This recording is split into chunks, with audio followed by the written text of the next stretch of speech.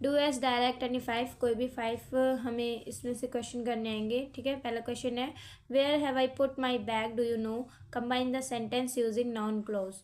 इसे हमें noun close में कंबाइन करना आएगा, तो आंसर बनेगा do you know where I have put my bag. Okay, question mark हम हटा देंगे और सबसे पहले do you know where I have put my bag. Second है she won't attend the party unless she is invited. Rewrite the sentence using if. If का use करते हमें इस सेंटेंस को दोबारा लिखना है, तो इसका आंसर बनेगा she will attend the party if she is invited. Okay, third देखते हैं he is rich enough to buy this car. Rewrite the sentence using so that. So that का यूज़ करते हुए हमें इस सेंटेंस को दोबारा लिखना है, तो हम इसे लिख सकते हैं he is so rich that he can buy this car. Okay, fourth है हमारा no one dislike mangoes, change the sentence into affirmative without changing the meaning. Meaning इसमें चेंज नहीं होना चाहिए, लेकिन इसे अफर्मेटिव सेंटेंस में चेंज करना है, तो इसका आंसर बनेगा everyone likes mangoes. Okay, fifth देख लेते हैं हम that he will win the race seems realistic. Identify the underline clause. हमें आइडेंटिफाई करना है कि ये कौन सा क्लोज है, तो ये सबऑर्डिनेट क्लोज हैगा, ठीक है। क्वेश्चन नंबर 6 है there is a way where there is a will, combine the pair of sentence using where. Where का यूज़ करते हुए हमें इस सेंटेंस को कंबाइन करना हैगा, तो हम इसे लिख सकते हैं where there is a will there is a way. Okay, जहाँ चाह वहाँ रहा। क्वेश्चन नंबर 8 देख लेते हैं हम read the following extract the answer the question that follow. हमें ये पैसेज दिया हुआ है, इस पैसेज को हमें पढ़ना हैगा, ये जो कि आपके पोएम में से ही है, और नीचे जो क्वेश्चन दिए हुए हैं उसके आंसर देने होंगे। क्वेश्चन नंबर फर्स्ट है what does the instances in the above passage mean. Instances का मीनिंग क्या है ऊपर जो पैसेज दिया हुआ है उसमें, तो इसका आंसर होगा एग्जाम्पल, ठीक है। क्वेश्चन नंबर सेकंड है इसका who was number 2 at the studios. Number 2 पर स्टूडियोज में कौन थी, अगर आपने पोएम पढ़ा होगा तो आपको पता है सुब्बू जो थी वो नंबर 2 पर थी स्टूडियो में। ओके, हु वॉज फ्रस्ट्रेटेड, कौन फ्रस्ट्रेटेड हो चुका था, तो a boy of makeup department, जो मेकअप डिपार्टमेंट में जो बॉय था वो फ्रस्ट्रेटेड हो चुका था। फोर्थ है who is the author of poets and pancakes. Poet and pancakes का ऑथर कौन है, तो आपको पता होगा Asokamitran is a author of poet and pancakes. Okay, number fifth है what is adjective form of anger. Anger का एडजेक्टिव फॉर्म क्या होता है, आपको पता होगा एंग्री। एंग्री जो है वो एडजेक्टिव फॉर्म है एंगर का।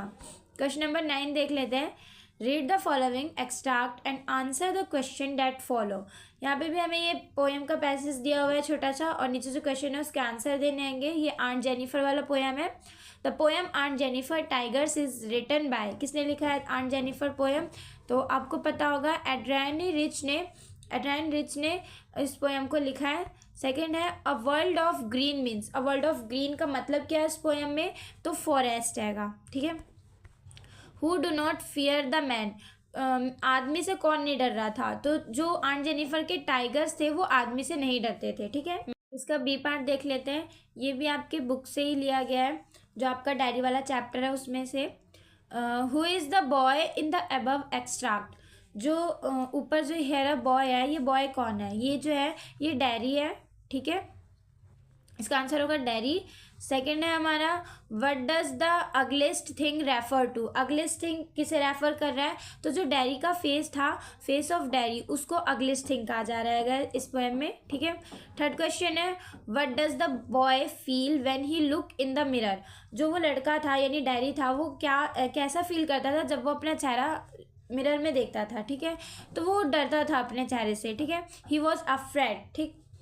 और फोर्थ हैगा the above words are spoken to. जो ऊपर जो हमें ये पैसेज दिया हुआ है ये वर्ड्स किसने कहे हैं, तो इसका आंसर होगा डैरी। डैरी जो है वो अपने बारे में बता रहा होता है लैम्बो कोड। क्वेश्चन नंबर 10 है हमारा answer the following question in about 30 words. 30 words में हमें इन क्वेश्चंस के आंसर देने होंगे और इसमें से कोई भी 5 क्वेश्चन करना है, ठीक है। पहला क्वेश्चन देखते हैं what did Franz see while he was going to school. Franz जब स्कूल जा रहा होता है तो वो क्या देखता है रास्ते में, तो इसका आंसर रहेगा On his way to school, Franz found that the day was warm and bright. The birds were chirping at the edge of wood and in the open woods. The Persian soldiers were drilling. When he passed the town hall, there was a crowd in front of bulletin board. Franz wondered what the matter could be, but he didn't stop to read it. France जब school के रास्ते से जा रहा होता है तो वो उसे उस दिन बहुत ही दिन जो है उसे बहुत गर्म लगता है, ब्राइट लगता है। उसे देखता है कि जो बर्ड्स हैं वो चहचहा रहे हैं जंगल में, और जो पर्शियंस के सोल्जर यानी सैनिक हैं वो भी जंगल में घूम रहे हैंगे। When he passed the town hall there was a crowd in front of the bulletin board. और जब वो टाउन हॉल से गुजरता है तो वो देखता है कि बुलेटिन बोर्ड के पास बहुत भीड़ लगी हुई है, और फ्रांस सोचता है कि क्या मैटर हो सकता है, लेकिन वो वहाँ पर नहीं रुकता है उसे पढ़ने के लिए। क्वेश्चन नंबर 10 का सेकंड पार्ट देख लेते हैं। Why was Sahib unhappy while working at the tea stall? Sahib जो था वो खुश क्यों नहीं था टी स्टॉल में काम करते हुए? Sahib is not really happy working at the tea stall because working for a master means sacrificing his freedom, his carefully look। Sahib को ऐसा लगता था कि जो वो जॉब कर रहा है उसने अपनी आज़ादी जो है सेक्रीफाइस कर दिया, और उसके केयरफुली लुक को भी उसने सेक्रीफाइस कर दिया हैगा। Even though the job at the tea stall pays him 800 rupees and all his meals he seems less content than before. भले उसे उस जॉब के 800 रुपीज़ क्यों ना मिल रहे हो, the weight of his master steel canister seems heavier than his rag picking plastic bag. और जो उसका प्लास्टिक रैक पिकिंग बैग था यानी कूड़े का जो बैग था उससे ज़्यादा भारी उसकी चाय की जो केतली होती है कैनिस्टर स्टील वो थी। क्वेश्चन नंबर 10 का थर्ड पार्ट है। In the lesson deep water what is the miss adventure that William Douglas speak about? William Douglas थे, उनके साथ क्या हुआ था, कौन सा साहसपूर्ण वो वर्क था वो हमें बताना हैगा। तो इसका आंसर है The misadventure that William Douglas speaks about is the one where he was thrown into a swimming pool by an older boy। वो बताते हैं कि जब उन्हें एक लड़के ने स्विमिंग पूल में धक्का दे दिया था। He found it difficult of breath and almost drowned. तो सांस नहीं ले पा रहे थे और वो ऑलमोस्ट मरने की हालत में हो चुके थे। He made 3 unsuccessful attempts to jump out of the water. 3 बार उन्होंने कोशिश की थी कि वो पानी से बाहर निकल सके, पर वो नहीं निकल पाते हैं। He would have drawn if someone hadn't brought him out of the water. अगर उन्हें कोई पानी से बाहर नहीं निकालता तो जो मिस्टर डॉगलस थे वो मर जाते। नंबर 10 का फोर्थ पार्ट देख लेते हैं। What caused the peddler to accept Edla William invitation? जो वो फेरी वाला था उसने एडला का इन्विटेशन यानी निमंत्रण कैसे स्वीकार किया, किस कारण से? नंबर 10 के फोर्थ का आंसर है miss एडला expressed her sympathy towards him for being in the state he was in. जो मिस एडला थी वो उसको देखकर उसके प्रति सहानुभूति दिखाती हैगी। She looked at him compassionately and clarified to him that he would be allowed to leave whenever he desires। और वो इसे भरोसा दिलाती है, इतने प्यार से बात करती है और कहती है कि जब वो जाना चाहे वो तब यहाँ से जा सकता है। She requested him to stay with them over Christmas evening. उससे रिक्वेस्ट करती है कि वो सिर्फ क्रिसमस की शाम तक यहाँ पर रुक जाए। Seeing her speak in such a friendly manner, वो बहुत ही फ्रेंडली तरीके से उससे बात करती है। मेड हिम ट्रस्ट हर दस ही एक्सपेक्टेड हर इन्विटेशन। वो इतने प्यार से बात करती है तो वो उसे उस पर भरोसा हो जाता है, एडला पर इन्विटेशन जो स्वीकार कर लेता है। अब क्वेश्चन नंबर 10 का 5th देख लेते हैं। क्वेश्चन नंबर 5 है how was Gandhi able to influence lawyers? जो गांधी जी थे उन्होंने जो वकील थे वकील को कैसे प्रभावित किया? तो इसका आंसर है Gandhi was able to influence the lawyers through his conviction earnestness and pertinent questioning। Gandhi reproached the lawyers of Muzaffarpur for charging a large sum of money as fee from the peasant. जो गांधी जी थे वो अपने दृढ़ विश्वास, ईमानदारी और पूछताछ की वजह से वकीलों को प्रभावित कर लेते हैंगे। और गांधी जी ने किसानों से फीस के रूप में जो बड़ी धनराशि थी वो वसूलने के लिए मुजफ्फरपुर के वकीलों को बुलाया था।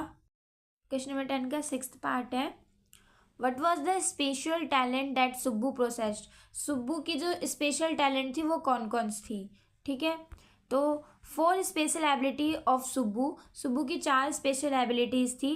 पहली, Subbu had the ability to look cheerful at all time, Subbu जो थी वो हर वक्त खुश रहती थी। His sense of loyalty made him turn his entire creativity to his principal's advantage, जो उसकी वफादारी की भावना थी वो उसे पूरी क्रिएटिविटी बनाती थी, बहुत रचनात्मक बनाती थी। Film making was quite easy with Subbu around, Subbu के साथ फिल्म बनाना बहुत आसान था।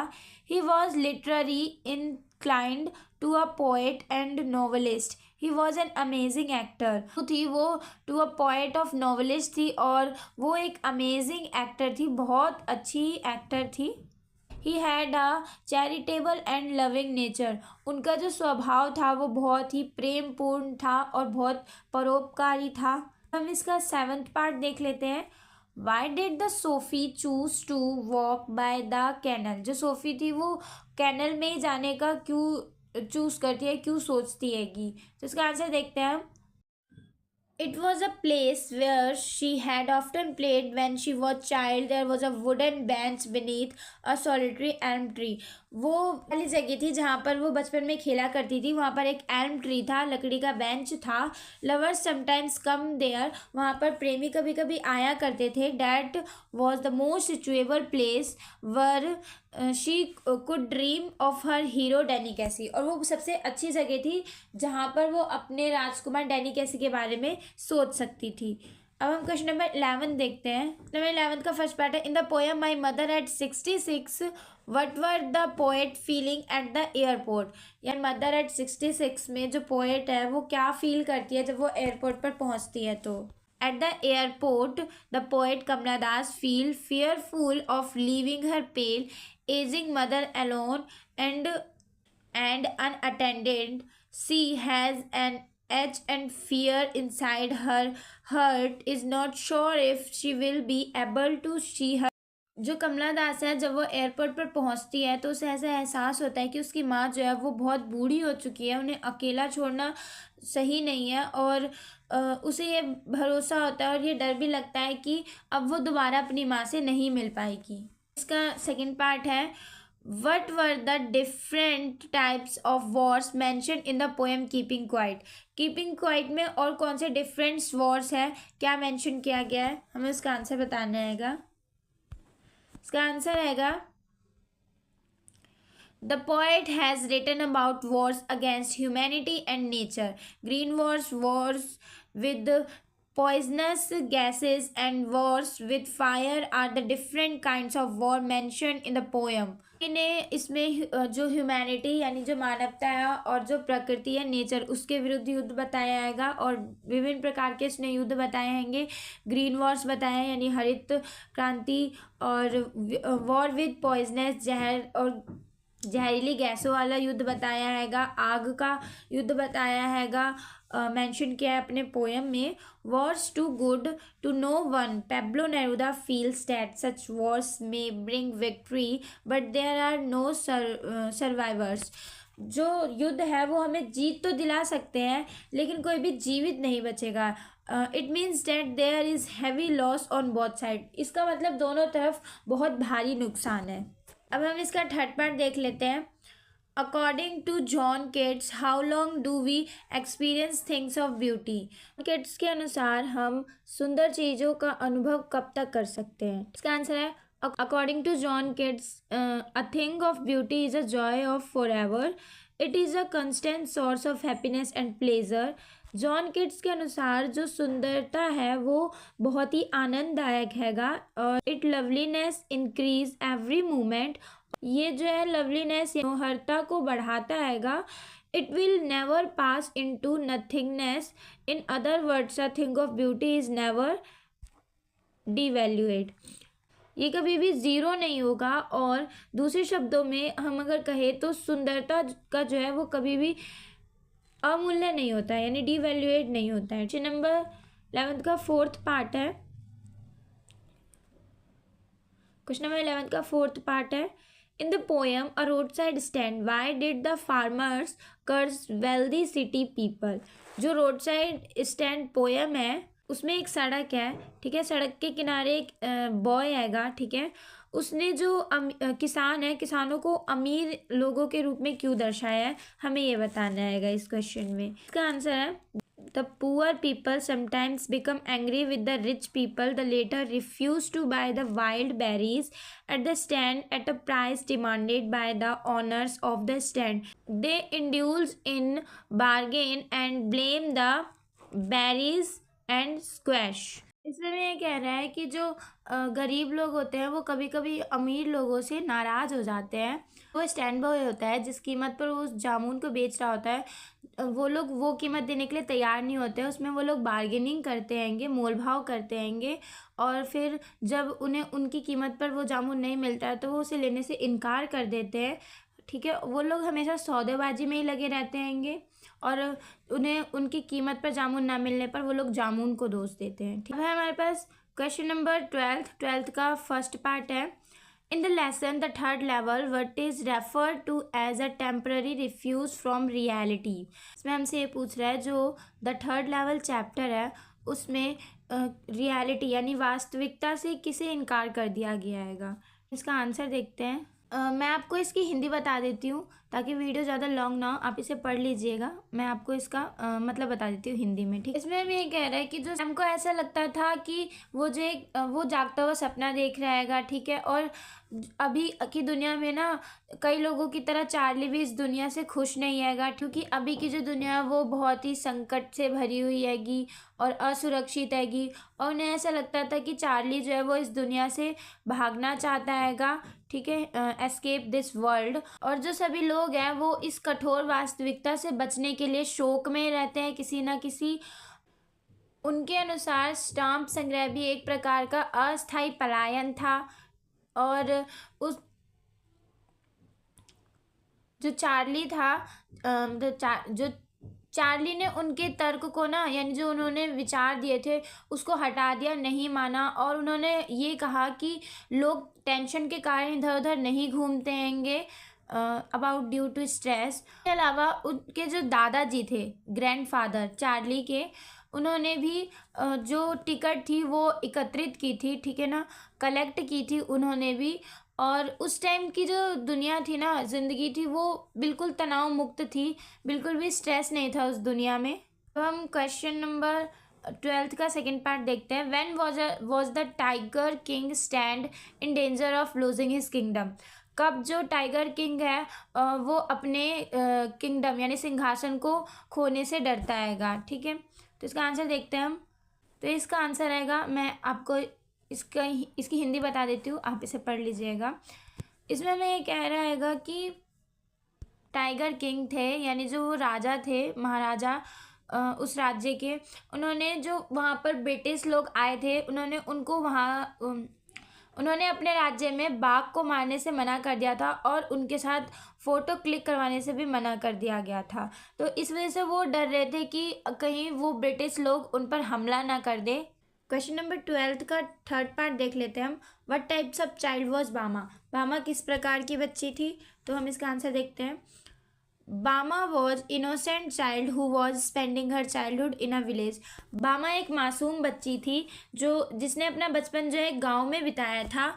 She used walk back home when school was over. She had to do walking to reach home. Furthermore, the normal duration of the walk was 10 minutes. However, she made her walk for a duration of half and to 1 hour. वह पैदल चलकर ही घर वापस जाती थी, ठीक है, और जब स्कूल की छुट्टी हो जाती थी तो उसे घर पहुंचने के लिए पैदल चलना पड़ता था। हालांकि उसके घर से स्कूल तक का रास्ता 10 मिनट का था, लेकिन वो उसे आधे घंटे या फिर 1 घंटे में पूरा करती थी। सो फ्रेंड्स, आज के लिए इतना ही। अब हम मिलते हैं आपको नेक्स्ट वीडियो में। अगर आपको वीडियो अच्छी लगी हो तो प्लीज़ वीडियो को लाइक करें, चैनल को सब्सक्राइब करें, और अगर आपको कोई भी क्वेश्चन पूछना हो या कोई भी डाउट हो तो नीचे कमेंट बॉक्स में मैसेज कर दें, मैं रिप्लाई कर दूंगी आपको।